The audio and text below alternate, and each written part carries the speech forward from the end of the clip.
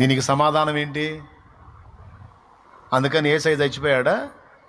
అయ్యో వీళ్ళెవరు నన్ను అర్థం చేసుకోవట్లేదు అని ఏడిసి కుమిలిపోయి చచ్చిపోయాడా? లెక్క కూడా చేయలే. బాధ వచ్చినా దులిపి అవతల పడేశాడు. దేవునికి స్తోత్రం కలుగును గాక. వేదన వచ్చినా దులిపి అవతల పడేశాడు. ఓ సేవకుడా, ఓ సేవకుడా, నీ విశ్వాసుల ప్రేమ నీకు దక్కలేదా? నీ విశ్వాసుల ప్రేమ నీకు దక్కలేదా? విశ్వాసులు నిన్ను అవాయిడ్ చేశారా? Don't worry.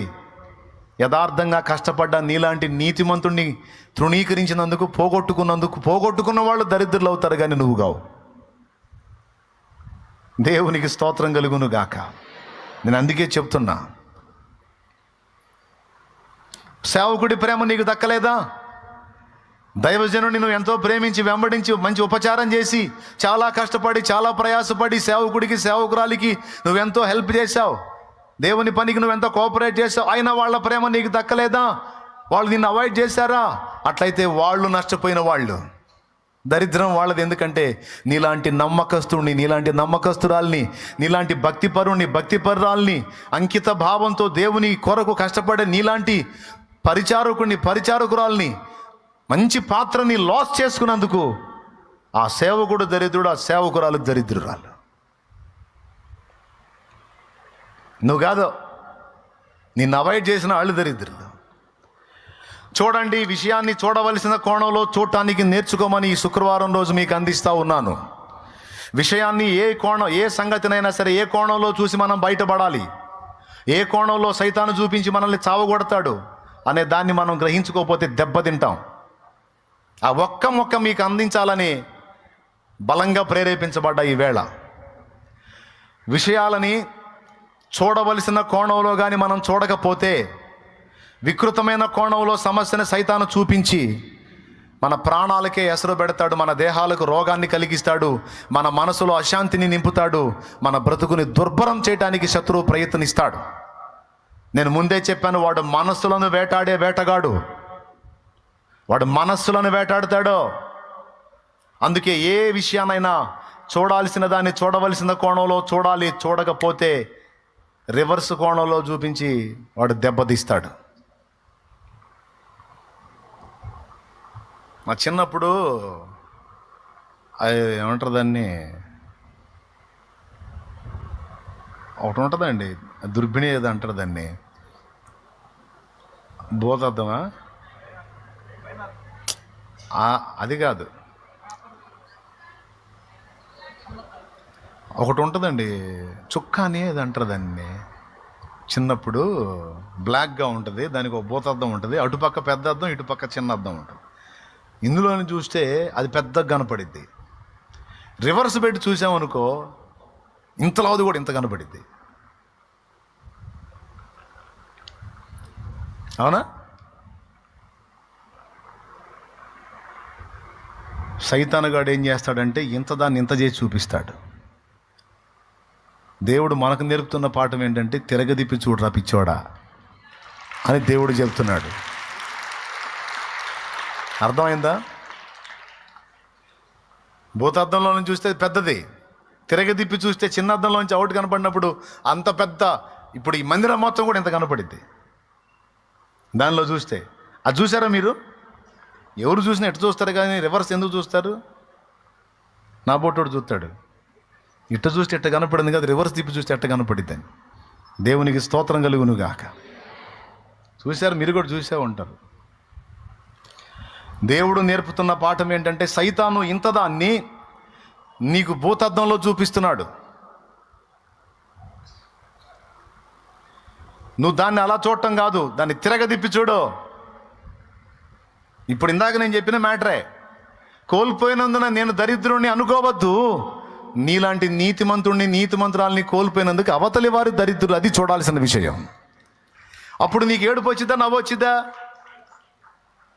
ఇప్పుడు చెప్పు, అయ్యో నేను కోల్పోయాను అంటే నీకు ఏడుపు, ఆహా నన్ను కోల్పోయింది పిచ్చిది పిచ్చోడంటే నీకు నవ్వు, అవతలి వారికి ఏడుపు.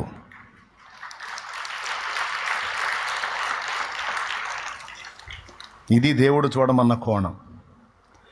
సంగతులను మనం చూడవలసిన కోణంలో చూడకపోతే మనం దెబ్బతినే అవకాశం ఉంది, మెంటల్ టార్చర్ అనుభవించే అవకాశం ఉంది, రోగగ్రస్తులమయ్యే అవకాశం ఉంది, ప్రాణాలు కోల్పోయే అవకాశం ఉంది, మానసిక ఒత్తిడికి, అశాంతికి, ఆవేదనకు గురయ్యే అవకాశం ఉంది. దానివల్ల మొత్తం క్షోభే. అలా వద్దు, అలా వద్దు.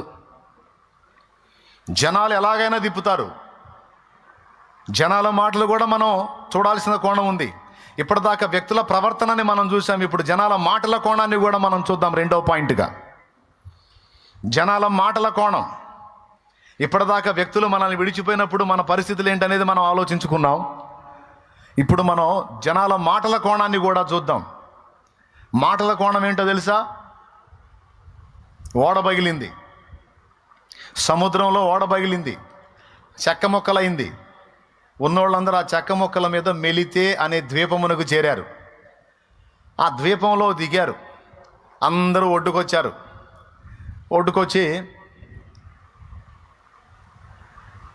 చలికి బిగసకపోతున్నారు. ఆ చలి దెబ్బకు తట్టుకోలేక అక్కడున్న పుల్లలన్నీ ఒక కొప్పేసుకొని చలిమంట వేసుకొని అందరూ చలి కాపుకొని ప్రాణాలు కాపాడుకుంటున్నారు. పౌలు భక్తుడు కూడా ఉన్నాడు అందులో. పౌలును బంధించి తీసుకెళ్తున్నారు తీర్పుకి. ఆయన కూడా ఉన్నాడు అందులో. ఆయన ఏం చేశాడో తెలుసా? చలి కాసుకుంటున్నారు కదా, నేను కూడా కూర్చుంటే ఎట్లా అని పుల్లలేరాడు. పుల్లలేరి ఒక మోపులా గట్టి తీసుకొచ్చి ఆ మండుతున్న మంటలు ఈ పుల్లల మోపేశాడు. ఇంకాస్త పెద్ద మంట వచ్చింది, ఇంకొంతమందికి చలి కాగుద్దని వేసాడు. వేసి ఇక ఆయన కూడా పాప ఇక చలి కాచుకుంటున్నాడు. ఆ పుల్లలో మోపేసి చలి కాచుకుంటున్నాడు. చుట్టూ జనం ఉన్నారు, చలి కాచుకుంటున్నారు అందరూ. ఈలోపు ఆ కట్టెల్లో నుంచి ఓ పాము వచ్చింది బయటికి. పౌలు కొప్పేసేటప్పుడే అది ఆ కట్టెల్లోకి చేరుంది. ఆ మోపు అలాగ తీసుకొచ్చి మంటల్లో వేసాడు. ఆ కాక దెబ్బకి అది బయటకు వచ్చింది. బయటకు వచ్చి అందుబాటులో పౌలు చేయి కనపడింది. తాపీమని పట్టుకుంది, కాటేసింది. కాటేసి వదల్లా అట్టనే పట్టుకొని ఉంది అలాగా ఆయన చేతిని. జస్ట్ అప్పుడే చావు తప్పి కన్నులు అట్టుపోయినట్టుగా బయటపడ్డారు. వెంటనే మళ్ళా ఇదొకటి. చుట్టూ ఉన్న జనం ఏమన్నారో తెలుసా? ఇతడెవడో భయంకరమైన పాపిలాగున్నాడు, భయంకరమైన పాపిలాగున్నాడు. అరే, సముద్రంలో తప్పించుకుంటే సర్పము కాటుకు బలవుతున్నాడు. ధర్మం అతన్ని బ్రతకనీయదు. ఇతడెవడు అన్యాయస్తుడిలాగున్నాడు, నేరస్తుడిలాగున్నాడు. ఇతడు తేడా. సముద్రంలోంచి చావు తప్పించుకున్న సర్ప రూపంలో చావు వచ్చేసింది అని మాట్లాడేసి వెంటనే వాళ్ళ మాటలకు వచ్చేసినాయి. చూస్తారా ఆ సన్నివేశం? చూడండి, అపోస్తలుల కార్యములు 28వ అధ్యాయం 4వ వచనం. ఆ ద్వీపవాసులు ఆ జంతువు అతని చేతిని వేలాడుట చూచినప్పుడు, నిశ్చయముగా ఈ మనుషుడు నరహంతకుడు, ఇతడు సముద్రము నుండి తప్పించుకునినను న్యాయం అతన్ని బ్రతుకునేదని తమలో తాము చెప్పుకునేది. అతడైతే ఆ విష జంతువును అగ్నిలో జాడించి వేసి దేవునికి స్తోత్రం కలుగును గాక, ఏ హానియు పొందలేదు. వారు అతని శరీరము వాచునో లేక 5వ వచనంలో ఏమన్నారండి? వాళ్ళన్న మాటని విన్నాడు, అయ్యేం పట్టించుకోవాలా. నిజంగా వాళ్ళ మాటలు కానీ పౌలు తీసుకొని ఉంటే దెబ్బకే అవుట్. పాము కరిచింది, విషం ఎక్కిద్ది. పాము కరిచి వదిలేలా మళ్ళా ఎగ్దం అలా పట్టుకొని ఉంది. అంటే బాడీలోకి విషం పంపిస్తూ ఉంది. నన్ను తీసుకొచ్చి మంటలు వేస్తావా అని పట్టుకొని విషం ఎక్కిస్తూ ఉంది ఫుల్గా.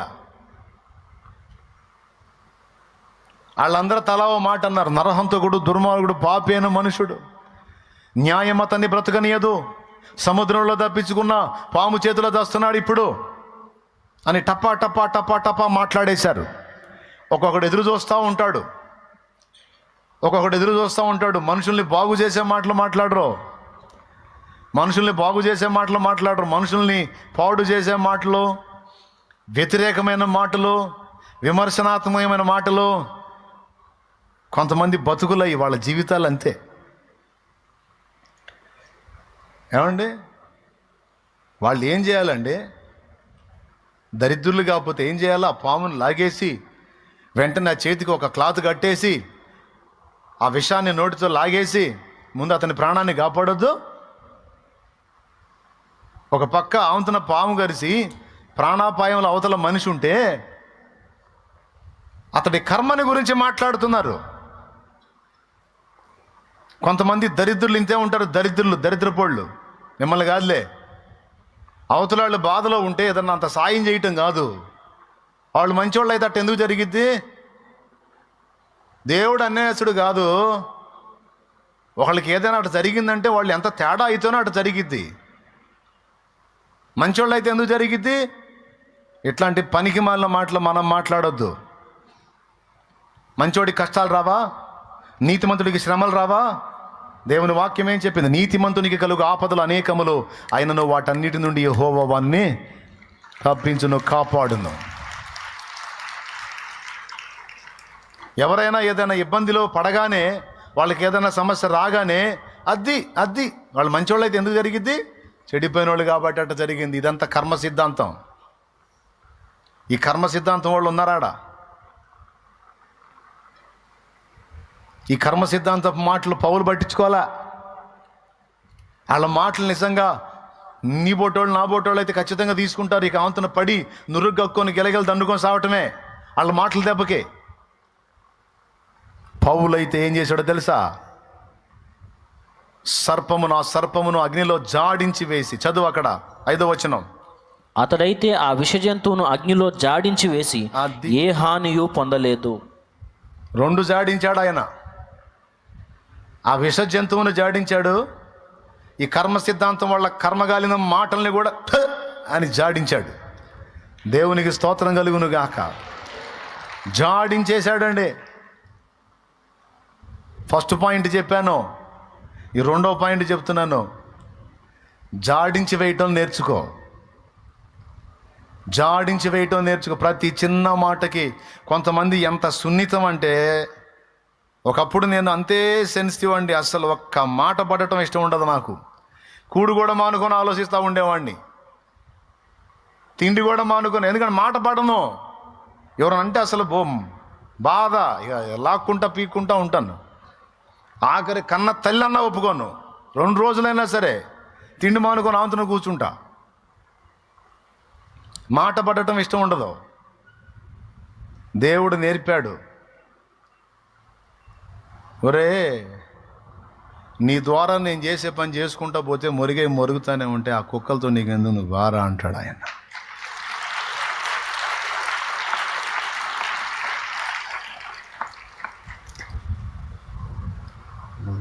కుక్క పని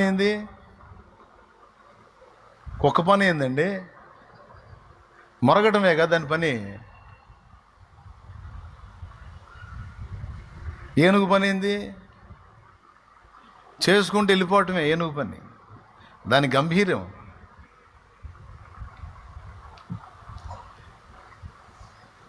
మురిగే కుక్కలు మొరుగుతానే ఉంటాయి, వాటి పని మొరగటమే.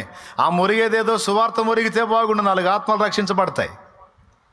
ఆ మురిగేదేదో యేసయ్య వార్త మురిగితే బాగుండు, అన్ని జనుల మధ్యలోకి వెళ్ళి. అబ్బాయి ఇప్పుడు అది ఆ మొరగటం ఆపేశారు. అది మొరగటం ఆపేసి వాళ్ళ మీద వాళ్ళ మీద మురిగి ఏమండి, ఈ మొరుగుడే వాళ్ళ బతుకంతా. నీ మీద మొరిగే వాళ్ళు కూడా ఉంటారు. ఆ మొరిగే కుక్కలను పట్టించుకోకుండా ఏనుగు గంభీరంగా సాగిపోయినట్టు సాగిపోవటమే మన పని. దేవునికి స్తోత్రం కలుగునుగాక. హల్లెలూయా. కుక్క మొరిగిందని ఏనుగు ఆగిద్దా?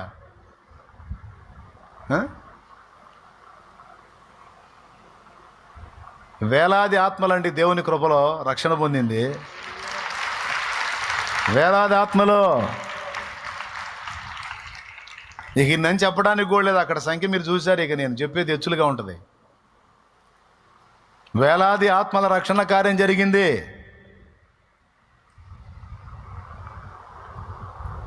ఇక ఈ లైన్లో ఉంటాయిగా, కుక్కల లైన్లో ఉంటాయిగా, వాటి పని అవి చేయాలిగా, మరి అవి లైన్లోకి వస్తాయిగా. ఇప్పుడే కాదు, ప్రతిసారి. కానీ మీకు అందరికీ చెప్తున్నాను, నేనైనా మీరైనా ఎవరైనా పొగిడినప్పుడు పొంగకూడదు, విమర్శించినప్పుడు కృంగకూడదు, లెక్క కూడా చేయకూడదు. జాడించి అవతల పడేసేయమన్నాడు దేవుడు. జాడించి అవతల పడేసాయి. సర్పాలతో నీకెందుకురా? సర్ప సంబంధుల మాటలతో నీకెందుకో? నీతో మాట్లాడుతున్నాడు ఈవేళ. అప్పుడప్పుడే నాలుక తిప్పేస్తారు మనుషుల మాటలు, అప్పుడే పొగుడతారు, అప్పుడే మళ్ళీ తిప్పేస్తారు నాలుక. మనుషుల మాటలు లెక్క కూడా చేయొద్దు. ఇప్పుడు వీళ్ళు చేశారు అదే పని. వీళ్ళు చేశారండి. పాము గరిసినప్పుడేమో నరహంతకుడు అన్నారు. పాము గరిసినప్పుడు పాము అతని చేతిని వేలాడుతున్నప్పుడేమో నరహంతకుడు, న్యాయం అతన్ని బ్రతకనీయదు, దుర్మార్గుడు, పాపాత్ముడు పోతాడు ఇంకా సేపట్లో అనుకున్నారు. మీలాంటి నాలాంటి బలహీనుడై ఉంటే పౌలు అయ్యో నిజంగా నేను చచ్చిపోతా పోయేవాడు. ఎరా అని దులిపేశాడు అంతున. ఆ మంటలోనే దులిపేశాడు. పామేమో కాలిపోయింది, ఈ నోళ్ళేమో మూతపడ్డాయి. పట్టిన పాము కాలిపోయింది, తిట్టిన నోళ్ళు మూతపడ్డాయి.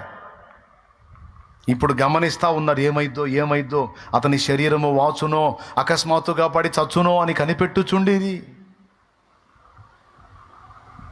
కనిపెట్టకపోతే ఏదన్నా వైద్యం చేయొచ్చు కదండి. వీళ్ళని ఏం తీసుకొని కొట్టాలండి? నాకు అర్థం కాదు. చెప్పు తీసుకొని కొట్టాలా, లేకపోతే చేట తీసుకొని కొట్టాలా? ఈ దరిద్రులను ఏం చేయాలా? కేవలం మాటలకే పరిమితం, కేవలం మాటలకే పరిమితమై చేతలు లేని, చేవ లేని, చవట దద్దమ్మల మాటలు మనం పట్టించుకోకూడదు.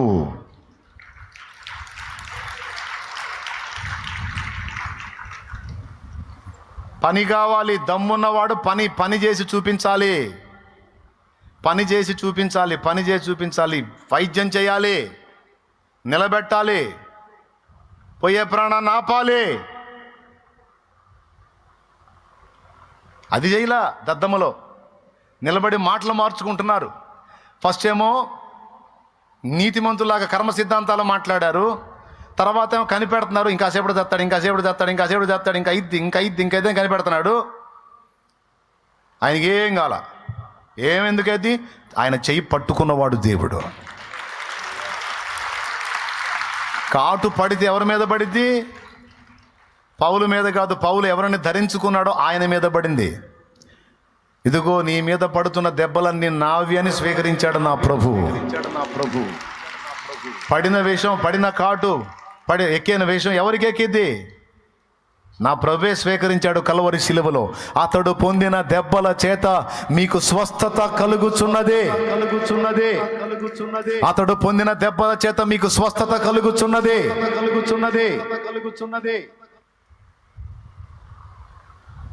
దులిపేశాడు. హాయిగా చలిమంట కాసుకుంటా తనని అనుకుంటా కూర్చున్నాడు. అది ఏ జాతి పాము, అది గరిస్తే ఏమైందో వాళ్ళకి తెలుసు. ఊరోళ్ళు కదా, వాళ్ళకి తెలుసు. కర్మ బ్యాచ్కి తెలుసు. కానీ ఇప్పుడు ఈయన కర్మ కాలకపోగా వాళ్ళ కర్మ కాలింది. ఎందుకంటే ఈయన చావలా, బతికే ఉన్నాడు, బాగున్నాడు, క్షేమంగా ఉన్నాడు. అప్పుడు వాళ్ళ కర్మ కాలి ఇంతలో పాము విషంగా, ఆ పాము కరిస్తే బాడీ వాసిద్ది, ఆవంతున పడి చస్తారు. అలాంటిది ఏమీ కాకుండా ఉన్నాడంటే ఇతడు ఒక దేవత. ఊరు ఇప్పుడే కదరా నరహంతకుడు అంటే, ఊరు ఇప్పుడే కదరా తేడా అంటే, ఊరు ఇప్పుడే కదరా అన్యాయస్తుడు అంటే, ఇప్పుడే కదరా న్యాయదేవత అతని బ్రతకనీయదంటే ఇప్పుడు అతని దేవత అంటున్నారేంటి? అది కదరా మీ నాలుక, అది కదరా మీ బుద్ధి, అది కదరా మీ బతుకు. ఇలాంటి వాళ్ళ మాటలు నేను ఎందుకు పట్టించుకోవాలరా?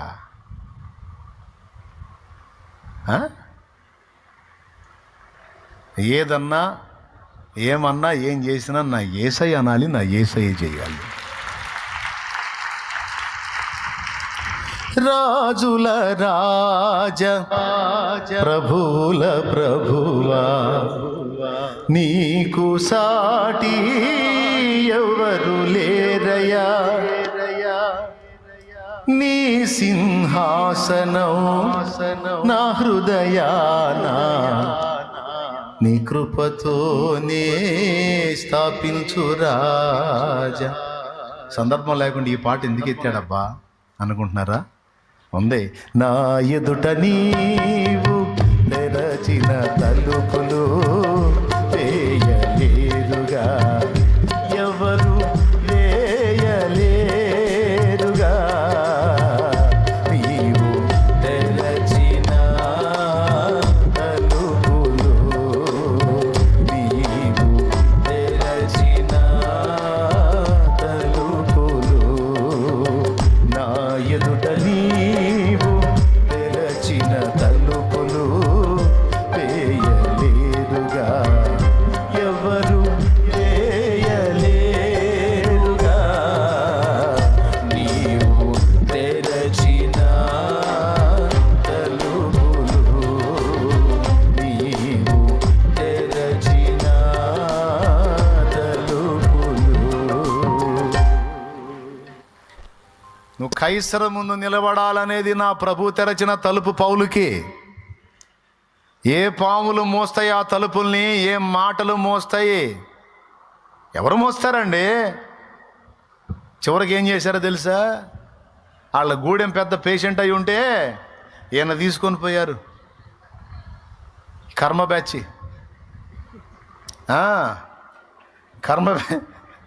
ఈ కర్మ వాళ్ళందరూ తీసుకొని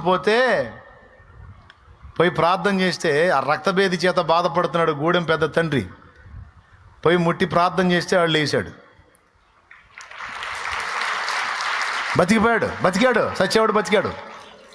రక్తభేది, రక్త విరోచనాలు, చచ్చిపోయే పరిస్థితికి వచ్చాడు. కరెక్ట్గా పౌలు పోయి చేతుల నుంచి ప్రార్థన చేశాడు, బతికి బయటకు వచ్చాడు.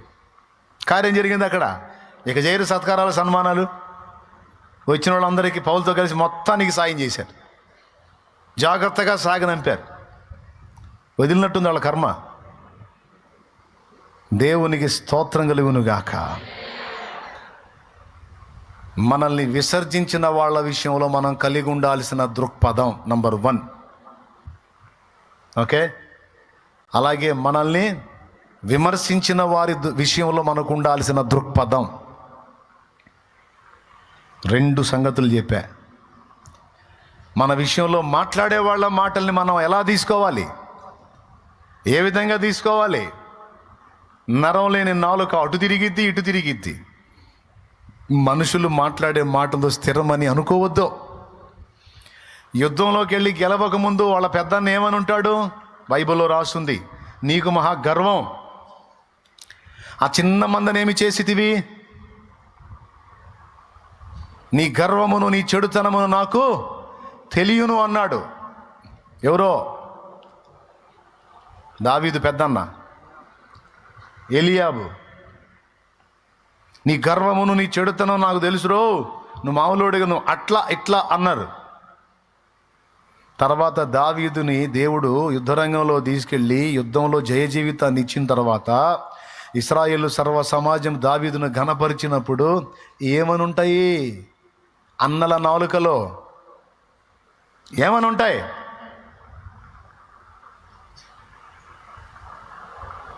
మావాడు చిన్నప్పటి నుంచి సురికానండి.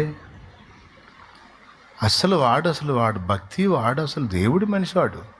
మరి ఇప్పుడే కదరా అంటివి నువ్వు, నీ గర్వమును నీ చెడుతనమును నాకు తెలియను అంటివి కదరా పెద్దోడా. ఇప్పుడే ప్లేట్ ఫిరాయించావేరా.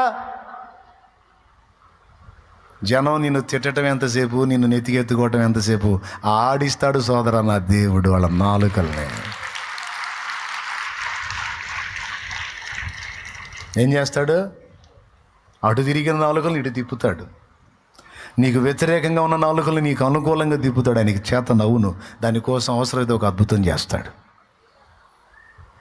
దావీదును చూసి ఎంతమంది ఎన్ననుకొని ఉంటారు పాప. యుద్ధ భూమిలోకి వెళ్తుంటే కత్తి కటారు కూడా లేకుండా చేతి కర్ర తీసుకొని ఒడిశాలు తీసుకొని యుద్ధ భూమిలోకి వెళ్తుంటే ఏమనుకొని ఉంటారు? ఎన్ననుకొని ఉంటారు దావీదుని? ఇంతమంది ఉండి ఆఖరికి ఓ పిల్లోడు వెళ్ళాల్సి వచ్చింది ఆ యుద్ధ భూమికి, సిగ్గు అని ఒకడంటే, ఇంకొకడు ఏమని ఉంటాడు, వాడి సంగతి వీడికి తెలియదు, వీడు మొత్తం 5 అడుగులు లేడు, వాడు 12 అడుగులోడు, అసలు వాడాడా ఈడాడా, వీడు పిల్లోడిలాగా ఉండకుండా అని ఒకడు అంటుంటే, ఇంకొకడు వచ్చి, పిల్లలకి ఏం తెలిసిద్ది, మన రాజుకు ఉండాలి బుద్ధి, ఇదేమన్నా గొర్రెలు కాసే పనే, అరే యుద్ధం వాడి మీదకి వెళ్ళడానికి మనకే గుండె చాల, వాడి ఈటి చూడు ఎంత పొడుగుందో, ఆ ఈట తీసుకొని ఒక కేటు వేసాడంటే ఈడు ఆడుంటాడు. ఈ మాటలన్నీ జరిగి ఉంటాయో ఉండవు, మీరు ఊహించండి ఏం జరిగి ఉంటాయి. ఇలా ఈ మాటలు జరిగి ఉంటాయా? కనీసం కొన్నన్నా దావీదు చెవిని పడి ఉండవా? మరి దావీదు ఏం చేశాడు? పౌలు జాడించి వేస్తే దావీదు దులిపేశాడు. దేవునికి స్తోత్రం కలుగును గాక. దావీదు దులిపేశాడండి. పౌలేం జాడించేశాడు, దావీదు దులిపేశాడు.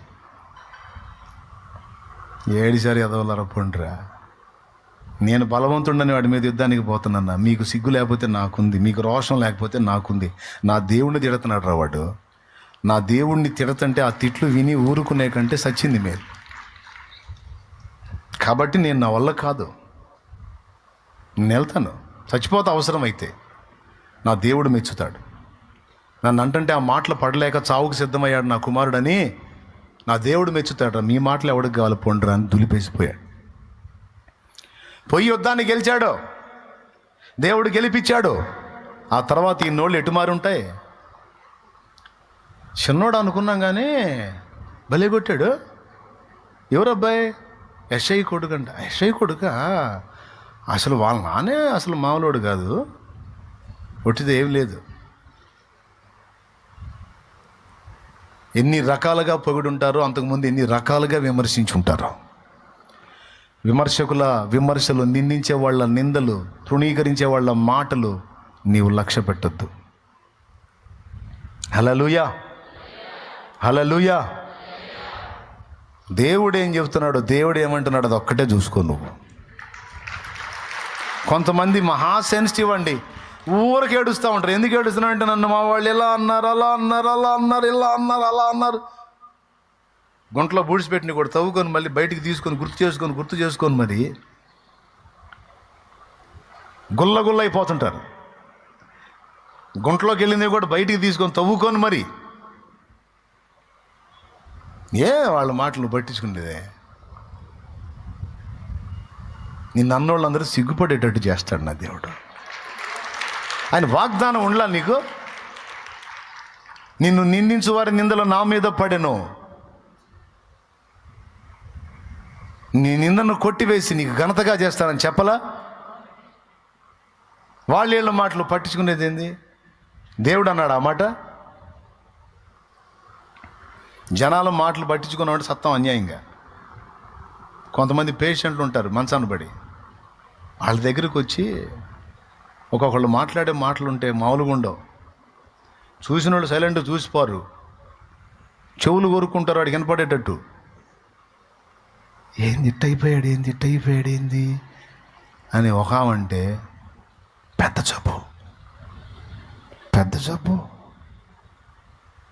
ఈ పండుకున్నవాడికి అర్థమవుతుంటుంది నా గురించి మాట్లాడుకుంటున్నారని.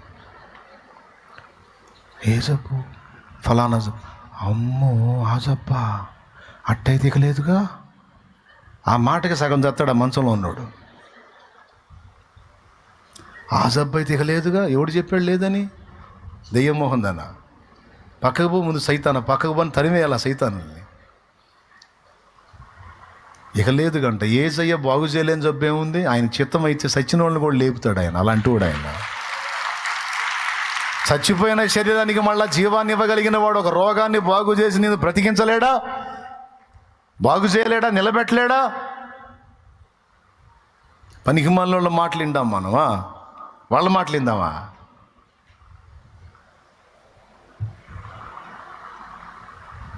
నా ప్రభు ఏమన్నాడు అది కావాలా?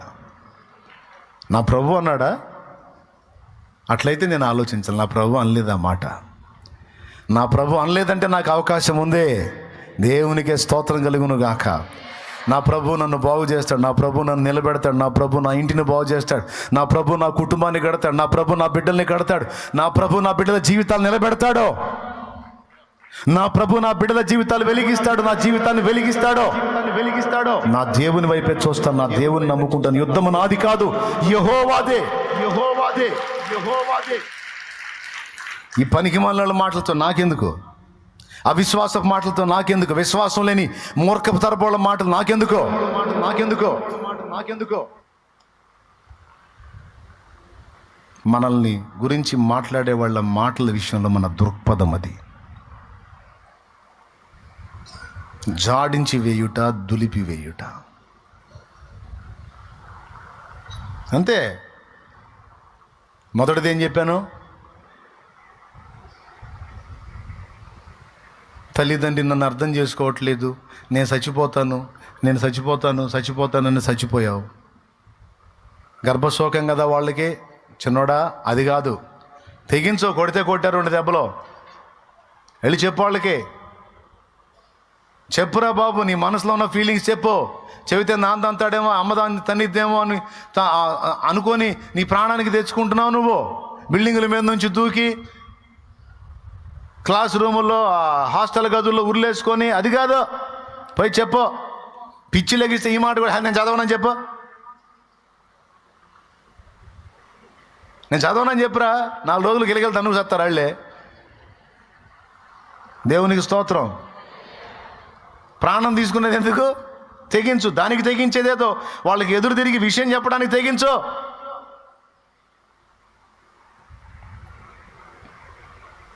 ఉన్న సంగతి చెప్పు.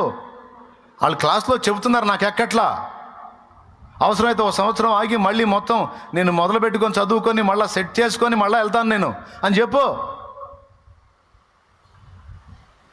నా మాట మీరు వినకపోతే ఇక చావు తప్ప నాకు వేరే మార్గం కనపట్లేదని చెప్పు.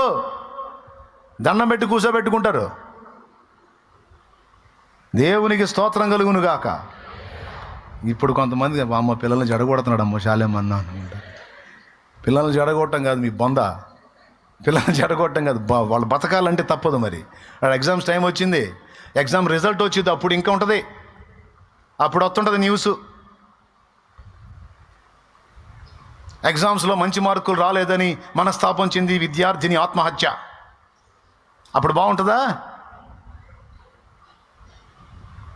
ఎగ్జామ్స్లో ఫెయిల్ అయినందుకు మనస్తాపం చెంది విద్యార్థి ఆత్మహత్య.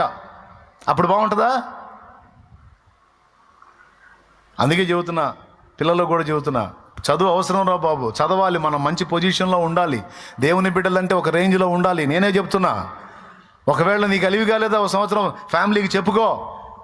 మీరు పొమ్మని చెబుతున్నారు, ఆడకపోతే వాళ్ళు చెప్పేది అర్థమై సావట్లా, నాకు బేసిక్స్ కరెక్ట్గా లేవు, అవసరమైతే 1 సంవత్సరం ఆగి మొత్తం బేసిక్స్ నేర్చుకొని మళ్ళీ లైన్లోకి వెళ్తానని చెప్పురా పిచ్చోడా. చెప్పమ్మా పిచ్చిదానా, దానికి సావటం ఎందుకు తిక్కలదానా? దేవునికి స్తోత్రం కలుగును గాక. హల్లెలూయా. ఎగ్జామ్ స్టార్ట్ అయినాయా? జరుగుతున్నాయా? కరెక్ట్ టైం వచ్చింది ఇప్పుడు. దేవునికి మహిమ కలుగును గాక. కాబట్టి మీ అందరికీ ప్రేమతో చెప్తున్నాను, దయచేసి మీరు ఎదుటి వాళ్ళ విషయంలో జాగ్రత్తగా ఉండండి. ఎదుటి వాళ్ళు మీ విషయంలో వ్యవహరించిన తీరుతెన్నుల విషయంలో మెలకువగా ఉండండి. 3వది ఏం చెప్తున్నాను? నిరాశ, నిస్పృహ, కృంగుబాటుకి ఎడమియ్యకండి. ఇవన్నీ భక్తులు ఫేస్ చేశారు, కానీ దేవుణ్ణి బట్టి తిరిగి లేచారు వాటిల్లో నుంచి. ఎవరిని బట్టి లేచారు? ఊబిలో నుంచి బయటికి ఎలా వచ్చారు? ఆయన లేపాడు. శృతి ఉన్న పాటలకు విలువలు ఉన్నట్లే కృతజ్ఞతనిచ్చావు, కృపలో నిలిపావు. కృంగిన వేళలో నన్ను లేవనెత్తిన చిరునామా నీవేగా. కృంగిన వేళలో నన్ను లేవనెత్తిన చిరునామా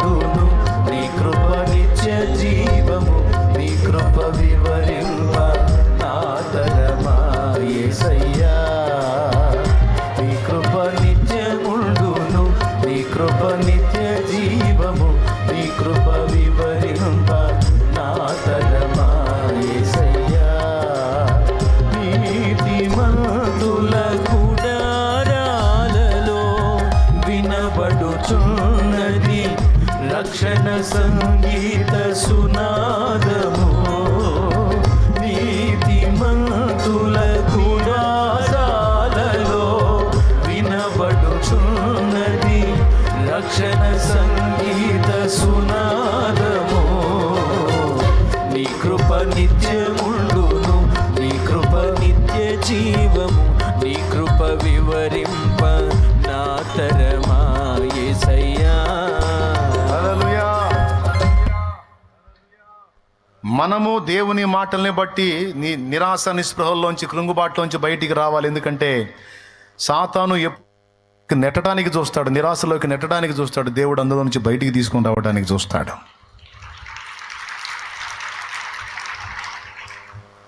నువ్వు దేవుని మాటలను బట్టి బయటికి రావాలి. నీ బిడ్డలు కానీ, ఇంటివారు కానీ, కుటుంబీకులు కానీ, ఇరుగు పొరుగులు కానీ, సంఘ విశ్వాసులు కానీ ఎవరినైనా నువ్వు కూడా దేవుని మాటల్ని బట్టి బలపరిచాలని బయటికి తెచ్చేటట్టు మాట్లాడాలి. ఆల్రెడీ గుంట్లో దిగుతున్నాడు 4 బండలు వేసినట్టు మాట్లాడకూడదు. కొంతమంది మాట్లాడతాస్తాయి, అందుకని చెబుతున్నాను నేను. ఆల్రెడీ 3 భాగాలు మునిగిపోయి ఉంటాడు, వీళ్ళు పోయి ఇంక బయటికి ఎందుకు ఎక్కడే సావయ్యా అని బండలు ఎత్తుంటారు. ఇలా మాటలు అట్లుంటాయి. ఆ మాటలు పట్టించుకోవద్దు. నీవు ఆ మాటలు మాట్లాడొద్దు.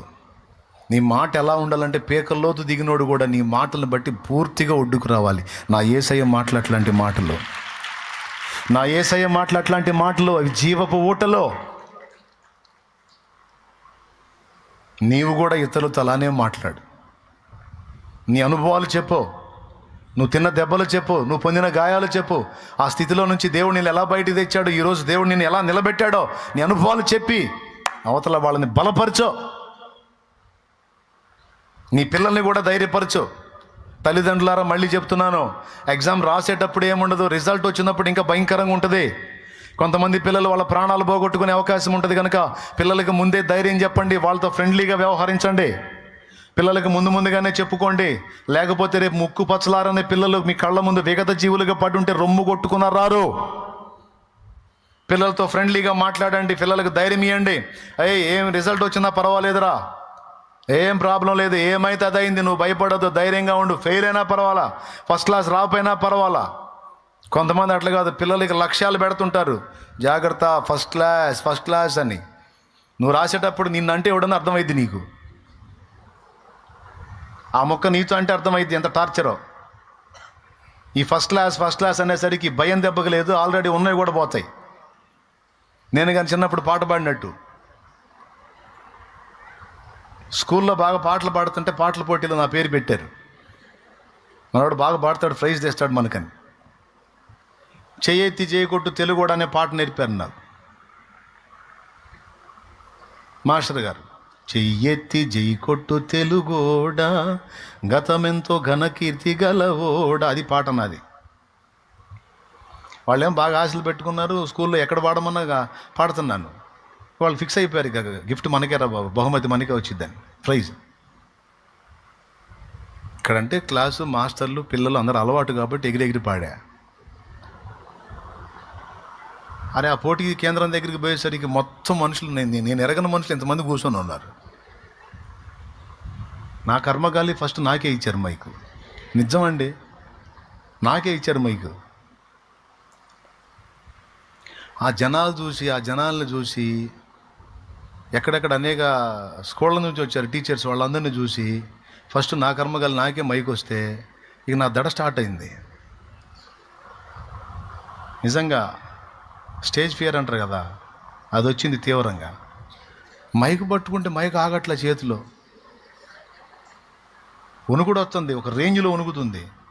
ఇది వణుకుతుందని ఈ చేయి సపోర్ట్ చేసి 2 చేతులు పెట్టి పట్టుకున్నా. పాట మర్చిపోయా. మాస్టర్ అంటున్నాడు పాడురా అంటున్నాడు, మాట రాట్లా, కళ్ళు తిరుగుతున్నాయి, కాళ్ళు వణుకుతున్నాయి, కింద పడతానేమో అనిపిస్తుంది. అంత బ్లర్గా ఉంది, బైర్లు గమ్ముతున్నాయి, చెవులు దిబ్బులు పడ్డట్టున్నాయి, గుండె వేగం పెరిగిపోతుంది. ఆయన అడుగుతున్నాడు పాడురా, పాడు, నువ్వే ఫస్ట్ పాడు అన్నాడు. ఏం పాట అన్నా? ఏం పాట ఏందిరా? చెయ్యెత్తి చేయకొట్టు. ఓకే అన్ని పట్టు. చెయ్యెత్తి చదువుతున్న పాట పాడటం ఆపేశా. చెయ్యెత్తి జైకొట్టు తెలుగోడా, గతమెంతో ఘనకీర్తి గలవోడా అని మళ్ళీ ఆయనకి వెళ్ళి చూస్తున్నా. పాడరా. నాయకి నాగమ్మ మల్లమాంబ పాడు. ఓకే. నాయకి నాగమ్మ మల్లమ్మ మల్ పాడరు దరిద్రుడు. మగువ మాంచాలని తోడబుట్టినవ, మగువ మాంచాలని అడు చూడరా, అడు చూసి పాడరా.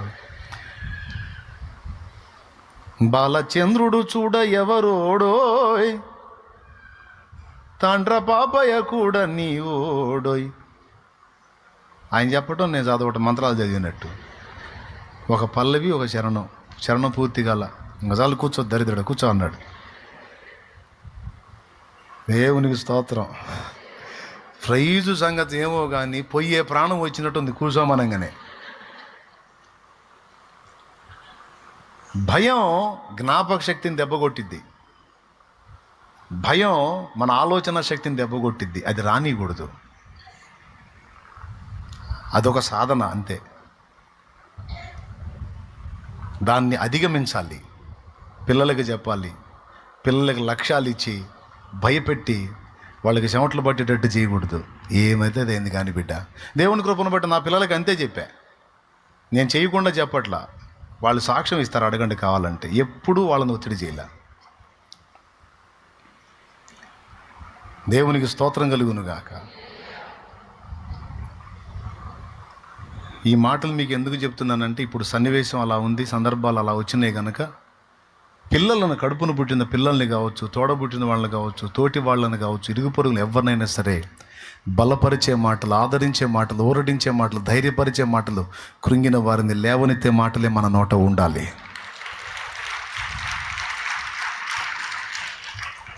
ఆ మాటలు దేవుడి నుంచి మనకు దొరుకుతాయి కనుక మనం కూడా ఆ మాటలనే లక్ష్య పెట్టాలి. మిగిలిన చెత్త డైలాగులన్నీ దులిపేయాలి.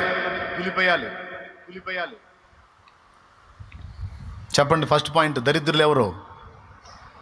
దేమాను పోగొట్టుకున్న పౌలు లాంటి యోధుడిని పోగొట్టుకున్న దేమానా? దరిద్రులు ఎవరు? సృష్టికర్తే వచ్చి వాళ్ళ వీధుల్లో తిరిగి మాట్లాడుతుంటే ఆయనను తృణీకరించిన వాళ్ళు దరిద్రులా, లేకపోతే వాళ్ళని కోల్పోయిన ప్రభు దరిద్రుడా? ఎవరు దరిద్రులు? ప్రభు ఎప్పుడు దరిద్రుడు కాదు. మన దారిద్ర్యం నిమిత్తం ఆయన దరిద్రుడయ్యాడు, కానీ ఆయన ఎప్పుడూ దరిద్రుడు కాదు. ఆయన శ్రీమంతుడు. హల్లెలూయా. నీలాంటి ప్రేమ కలిగిన వ్యక్తిని కోల్పోయినటువంటి తల్లిదండ్రులు కావచ్చు, పిల్లలు కావచ్చు, భర్త కావచ్చు, భార్య కావచ్చు, నువ్వు నా అనుకున్న వ్యక్తి కావచ్చు, యథార్థంగా నిజాయితీగా ఉన్న నిన్ను లాస్ అయిన వాళ్ళు దరిద్రులు, కానీ నువ్వు కాదు. కాబట్టి విషయాలను తిరగేసి చూసుకోవద్దు. విషయాలని సాతాను నిన్ను మభ్యపెట్టడానికి, దెబ్బతీయడానికి రకరకాలుగా చూపిస్తాడు. అలా చూసి ప్రాణాల మీదికి తెచ్చుకోవద్దు. ఎప్పుడు గుర్తుపెట్టుకోండి, మనుష్య బంధాలన్నీ టెంపరరీ, తాత్కాలికం. అవన్నీ స్థిరమైన ప్రేమలు కాదు. వాటి మీద నువ్వు ఎక్కువ వాంఛలు పెంచుకున్నావంటే పిచ్చెక్కిద్ది. పెంచుకోవద్దు. నువ్వు ఎక్కువగా డిపెండ్ అవ్వాల్సింది, ఎక్కువ లీనం అవ్వాల్సింది, ఎక్కువ కనెక్ట్ అవ్వాల్సింది యేసయ్యకి ఒక్కడికే. నేను ఎక్కువగా డిపెండ్ అవ్వాల్సింది, కనెక్ట్ అవ్వాల్సింది, ఆనుకోవాల్సింది యేసయ్యకే. అప్పుడు మనం డ్యామేజ్ అవ్వకుండా ఉంటాం. ఇంకా ఎవరు ఉన్నా ఊడినా, ఎవరు మన మీద ఎన్ని రకాల తిప్పలు పడ్డా మనం డ్యామేజ్గా. ఆయన చాలండి, ఇంక నేనేం చెప్పదలుచుకోలేదు. చిన్న మాట ప్రార్థన చేసేస్తాను.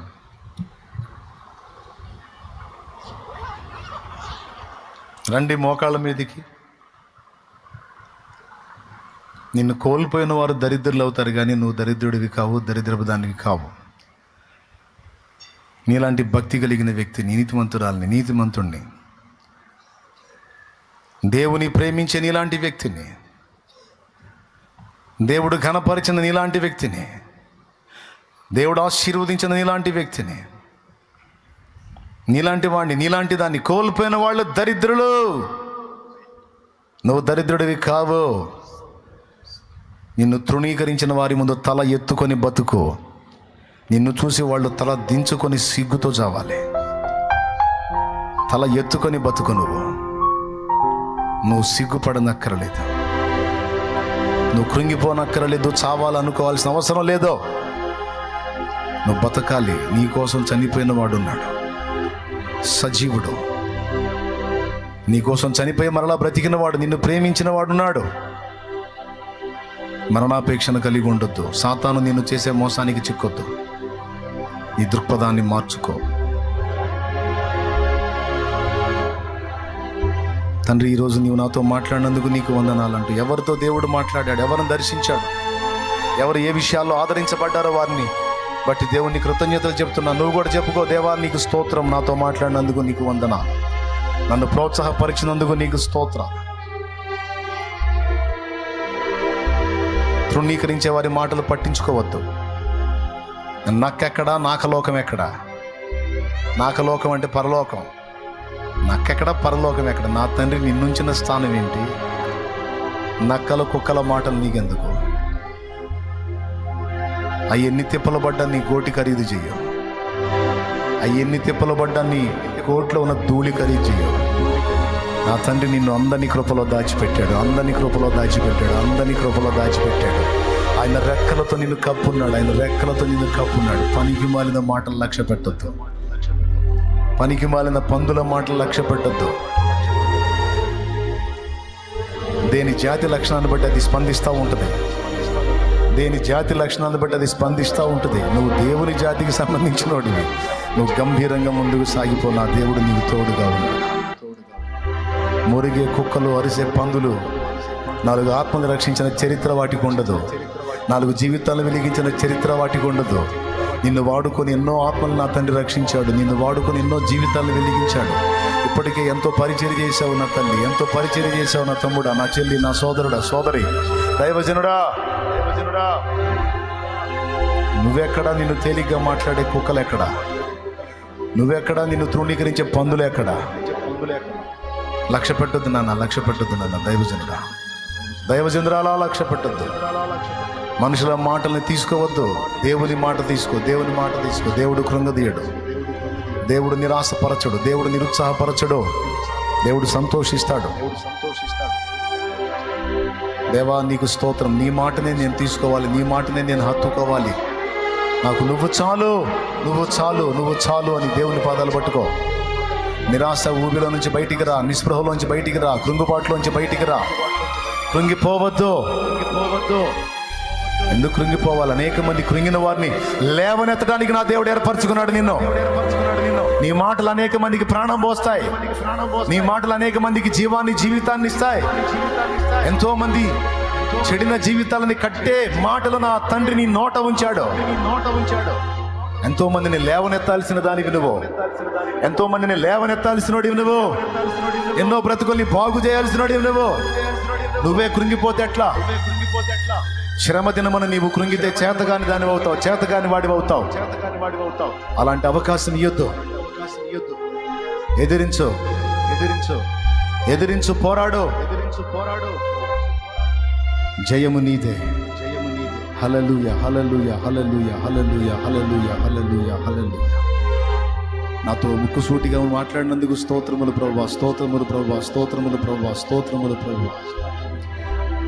నాతో అనేక విషయాలు హెచ్చరించినందుకు నీకు వందనాలు ప్రభువా, వందనాలు ప్రభువా, వందనాలు ప్రభువా. చేద్దామా ప్రార్థన, చేద్దామా? మనుష్య ప్రేమల కొరకు వెంపర్లాడొద్దు, చేద్దామా? నీ ప్రేమ కొరకు నేను వెంపర్లాడాలి, నీ ప్రేమను పొందుకోవాలి ప్రభువా. ఆల్రెడీ పొందుకున్నాను కూడా నేను. ఎవరు ఉన్నా లేకపోయినా, ఎవరు అందరూ లోకమే నన్ను వదిలేసిన నాకు నువ్వు చాలు, నీ కృప చాలు, నీ కృప చాలు, నీ కృప చాలు, నీ కృప చాలు. నీకు స్తోత్రము, నీ కృతజ్ఞతలు, వందనాలు, స్తోత్రాలు. హల్లెలూయా, హల్లెలూయా, హల్లెలూయా, హల్లెలూయా, హల్లెలూయా, హల్లెలూయా, హల్లెలూయా. పరిశుద్ధుడైన మా తండ్రి, ప్రేమ స్వరూపిక దేవా నీకు స్తోత్రము. ఈ శుభవేళ మమ్మల్ని అందరినీ సమకూర్చి ఇటు రీతిగా నా ప్రభువా మాతో ముచ్చటించినందుకు వందనాలు. ఈ మాటలు ఏ బిడ్డలకు అవసరమై ఉన్నాయో నీకు తెలుసు. నీ దాసుడైన నా నోట నువ్వు వట్టిగా ఏ మాట పలకవు, పలికించవు. పలికిన దానిలో ఖచ్చితంగా ఆంతర్యం ఉంది. అనేక మందికి ఈ మాట అవసరమై ఉందని నేను నమ్ముతున్నాను. నీ బిడ్డలు ఈ మాటల్ని బట్టి బుద్ధి తెచ్చుకొని, సరిదిద్దుకొని, జీవితాలు మార్చుకొని, రూపాంతరం చెంది తిరిగి నీ వైపు మళ్ళుకునేటట్టుగా నీ బిడ్డలని ప్రోత్సహించు. శాపగ్రస్తమైన అనుభవాల నుంచి ఆశీర్వదించబడిన అనుభవాల్లోనికి నీ వద్దకు పరిగెత్తున్నట్లు కృపనివ్వు. నీ బిడ్డల్ని చిన్నలు మొదలుకొని వృద్ధుల వరకు, పెద్దలు, స్త్రీలు, పురుషులు, యవనులు, పసిబిడ్డలు, ఎగ్జామ్స్ రాస్తున్న పిల్లలు, వారిని కన్నా తల్లిదండ్రులు మొత్తాన్ని కూడా జ్ఞాపకం చేసుకొని దీవించి ధైర్యపరచు. నిరాశ నిస్పృహల్లో కృంగిపోయి ప్రతికూల పరిస్థితుల్లో, వ్యాధుల్లో, బాధల్లో, వేదనల్లో, దుఃఖంలో, కన్నీళ్లలో నలుగుతున్న స్థితిలో ఉన్నవారిని ఆదరించు, ధైర్యపరచు, లేవనెత్తు, స్వస్థపరచు, బాగు చేయి, బ్రతికించు, వెలిగించు. నీకు వందనాలు, కృతజ్ఞతలు, స్తోత్రాలు ప్రభువా. నీ దయతో మహాకూటముల్ని మహా గంభీరంగా జరిగించి వేల కొలదిగా ఆత్మల్ని రక్షణలోకి నడిపించినందుకు కృతజ్ఞతాస్తుతులు చెల్లిస్తూ ఉన్నాను. వందనాలు చెల్లిస్తూ ఉన్నాను ప్రభువా. స్తోత్రాలు చెల్లిస్తూ ఉన్నాను, స్తుతియాగం చెల్లిస్తూ ఉన్నాను, కృతజ్ఞతాస్తుతులు చెల్లిస్తూ ఉన్నాను ప్రభువా. నిజంగా నా తండ్రి ఎంతోమందిని భక్తికి, ఆత్మీయతకు రేపావు, సేవకు రేపావు, రక్షణకు రేపావు, ఎంతోమందిని పురికొల్పావు ప్రభువా. నీకు స్తోత్రమయ్యా, స్తోత్రమయ్యా, స్తోత్రమయ్యా. లక్షలాదిగా ఆత్మల్ని నీ పాదాల చెంతకు ఆకర్షించావు, అన్య జనుల్లో నీ నామానికి మహిమ తెచ్చుకున్నావు. సత్యవంతుడా నీకు స్తోత్రము, స్తోత్రము, స్తోత్రము, స్తోత్రము, స్తోత్రము, స్తోత్రము. అందులో పరిచర్య చేసిన వారు, అన్ని విధాలా తోడ్పడిన వారు, ప్రార్థన ద్వారా ఆర్థికంగా అన్ని విధాలుగా తోడ్పడిన బిడ్డలందరినీ పేరు పేరున దీవించు నా ప్రభువా. మరి ఎక్కడెక్కడో దూరాల్లో ఉండి కూడా సహాయం పంపిన బిడ్డలను ఆశీర్వదించి వారికి సమృద్ధిగా మేలు కలుగునట్లు ద్వారములు తెరువు. నీకు స్తోత్రములు, స్తోత్రములు, స్తోత్రములు, స్తోత్రములు, స్తోత్రములు. మా ఎదుట నీవు తెరచిన ద్వారములు ఎవ్వడు మూయనేరడు ప్రభు. మా ఎదుట నువ్వు తెరచిన తలుపులు ఎవ్వడూ మూయనేరడు. ఇంకా గొప్ప కార్యాలకు సహాయము చేస్తావు నమ్ముతున్నాం. ఇంకా గొప్ప కార్యాలు మా ద్వారా జరిగిస్తావు. ప్రయాసపడిన పరిచారకులను దీవించి సమృద్ధిగా ఆశీర్వదించు నా ప్రభువా. ఈ పరిచర్యలో అన్ని విధాలా తోడ్పడిన బిడ్డలందరికీ ఆ ఫలము దక్కేటట్టు చెయ్యి. కృతజ్ఞత స్తోత్రాలు చెల్లిస్తూ, స్తుతి మహిమ ఘనత నీకే ఆరోపిస్తూ ఇక్కడున్న బిడ్డల్ని దీవించు. లైవ్ ద్వారా వీక్షించే బిడ్డల్ని దీవించు. జూమ్ ద్వారా అందుబాటులోకి వచ్చిన బిడ్డల్ని దీవించు. అందరికీ నీ కృపాక్షేమాన్ని కలిగించి ముందుకు నడిపించమని నీవిచ్చిన అద్భుతమైన గీతాల కొరకు వందనాలు చెల్లిస్తూ, కృతజ్ఞతలు చెల్లిస్తూ యేసు నామములో నిన్ను మహింపరచుకుంటున్నాం తండ్రి. ఆమేన్.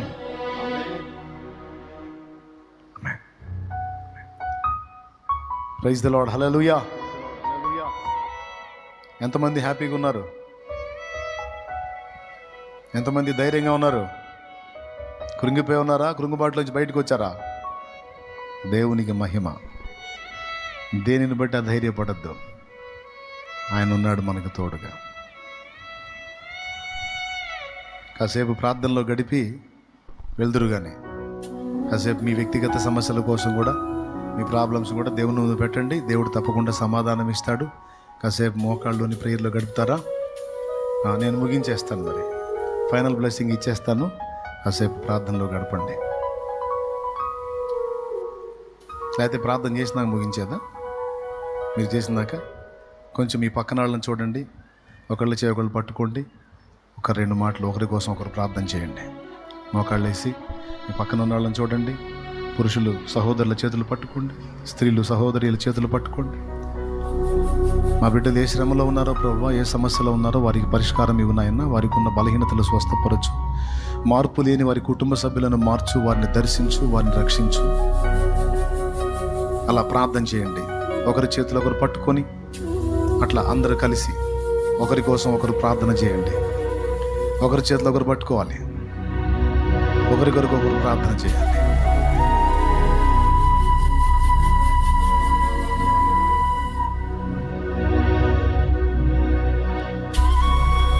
ప్రభువా నీకు స్తోత్రం అండి. అందరం కూడా ఏ ప్రాబ్లం ఉందో చెప్పుకోండి. పక్క వారికి ఫలానా సమస్య కోసం ప్రేయర్ చేయమంటే అట్లా మీరు స్వస్థత పొందినట్లు ఒకరి కోసం ఒకరు ప్రార్థన చేయమని బైబిల్లో ఉంది. యాకోబు రాసిన పత్రిక 5వ అధ్యాయంలో.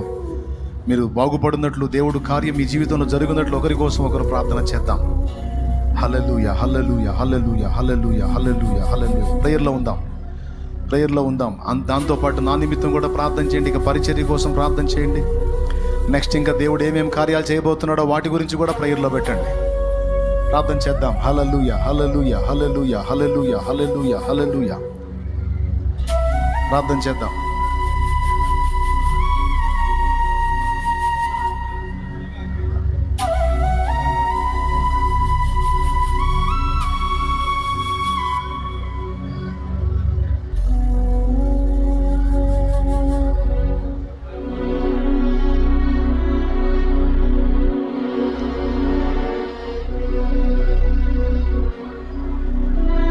విశ్వాసంతో చేయండి. ఒకరి సమస్య కోసం ఒకరు మీరు ఎవరు చేపట్టుకున్నారో వారి గురించి అడగండి. మీ గురించి అడగటం కాదు, వారి గురించి అడగండి. నేను ఎవరు చేపట్టుకున్నానో వారు బాగుపడాలి, వారి బలహీనతలు తగ్గిపోవాలి, వారి సమస్యలు పరిష్కారం కావాలి, వారి ఇబ్బందులు తొలగిపోవాలి, వారిని పట్టిన శోధనలు వదిలిపోవాలి, వారి కుటుంబంలో సమాధానం కలగాలి, వారికి ఆరోగ్యం కలగాలి, వారి అప్పుల బాధలు తొలగిపోవాలి, ఆర్థిక ఇబ్బందులు తొలగిపోవాలి, ఆత్మీయ క్షీణత తొలగిపోవాలి. దేవా బిడ్డల్ని బాగు చేయి, దేవా స్వస్థపరచు, దేవా విడిపించు, దేవా అద్భుతం చేయి, దేవా సాక్ష్యాలు పంపించు. వారి పిల్లలు ఆశీర్వదించబడాలి, వారి కుటుంబాలు దీవించబడాలి, వారు రక్షించబడాలి. నేను ఎవరు చేపట్టుకున్నానో వారికి కార్యాలని జరగాలి ప్రభువా. నేను నా నిమిత్తం అడగట్లేదు, నేను వారి కోసం అడుగుతున్నాను తండ్రి.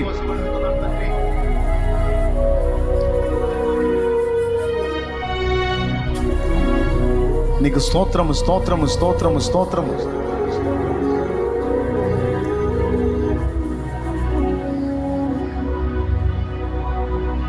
ప్రార్థన చేయాలి, నోరు తెరిచి ప్రార్థన చేయాలి. టైంపాస్గా కళ్ళు మూసుకొని ఉండటం కాదు, ప్రార్థన చేయాలి నాన్న, ప్రార్థన చేయాలి నాన్న. యేసయ్యా నీకు స్తోత్రం అంటూ ప్రార్థన చేయండి. సేవకులు కూడా ప్రార్థన చేయండి, ప్రార్థన చేయండి, చెప్పుకోండి మీ సమస్యలు.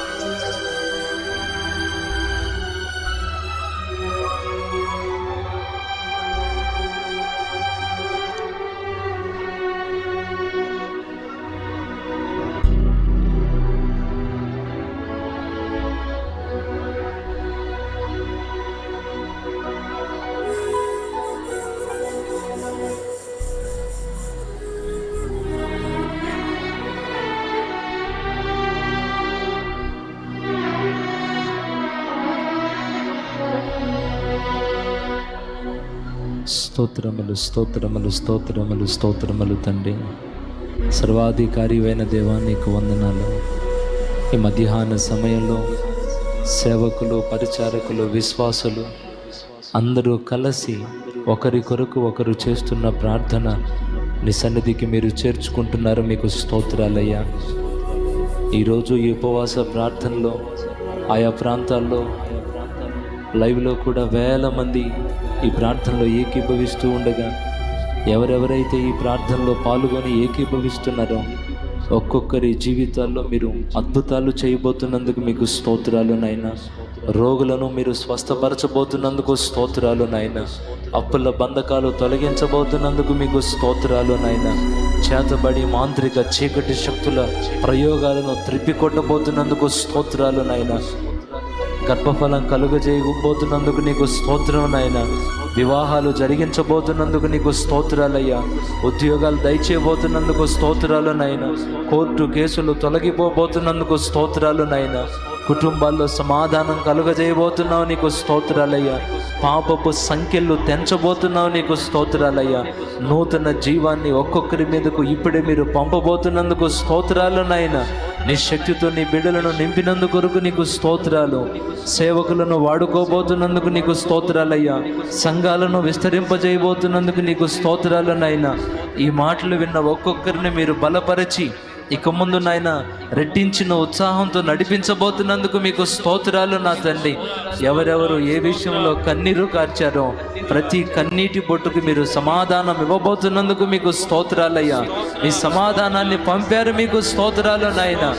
ఇంతవరకు వాక్యం అందించిన మీ దాసుని కూడా నీ శక్తితో నింపుతున్నారు, నీకు స్తోత్రాలు. వాడుకోబోతున్నారు, మీకు స్తోత్రాలు నాయన. నీకే వందనాలు, స్తుతులు, స్తోత్రాలు చెల్లిస్తూ యేసు నామములో అడిగి ప్రార్థించి వేడుకుంటున్నాం తండ్రి. మన ప్రార్థనలు ఆలకించిన దేవునికి రెండు చేతులెత్తి స్తోత్రాలు చెప్దామా? స్తోత్రం. విశ్వాసంతో బలమైన కార్యాలు జరిగించిన దేవునికి స్తోత్రాలు చెల్లిద్దాం. చప్పట్లు కొడుతూ ప్రభు నామాన్ని మహిమపడతాం. అందరం పైకి లేచి నిలబడదాం. చివరి ఆశీర్వాద ప్రార్థనతో మనం ఈరోజు కూడికను ముగించుకుందాం.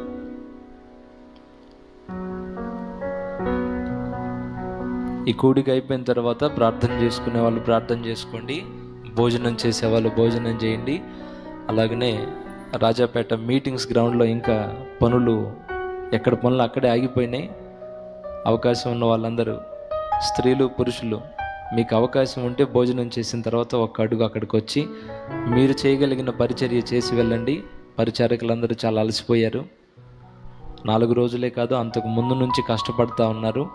మీకు అవకాశం ఉంటే భోజనం చేసిన తర్వాత రాజాపేట మీటింగ్స్ గ్రౌండ్కి వెళ్ళండి. వెహికల్స్ ఉన్న వాళ్ళందరూ అక్కడికి వెళ్ళి 1 గంట మీరందరూ కలిసి అక్కడ పని చేస్తే మిగిలిన అక్కడ ఉన్నవన్నీ మనం చక్కబెట్టుకోవచ్చు.